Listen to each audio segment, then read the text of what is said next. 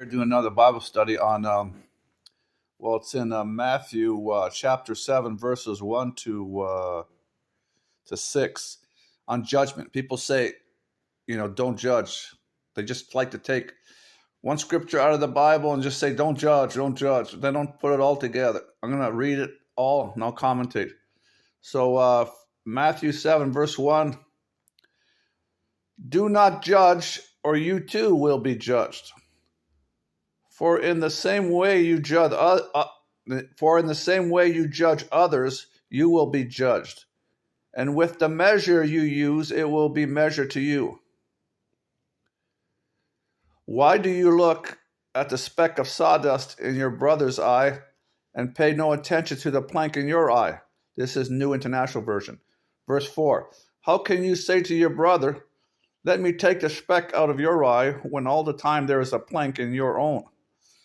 You hypocrite, first take the plank out of your own eye, and then you will see clearly to remove the speck from your brother's eye. Verse 6, do not give dogs what is sacred. Do not throw your pearls to pigs.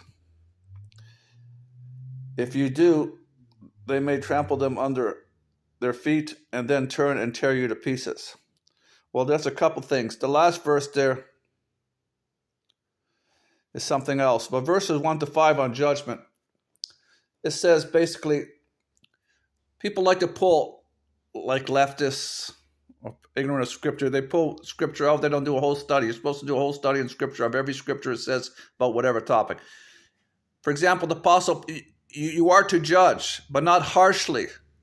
Okay, like for example, the Apostle Paul, he's a leader in the church, and he was writing to, I forgot which epistle it was, but someone in that church, wherever it was, Colossians, Corinthians, wherever it was, Rome, I don't remember, was having sexual relations with his mother. Didn't even say step, which means non-consanguine, non-blood. It was his actual mother.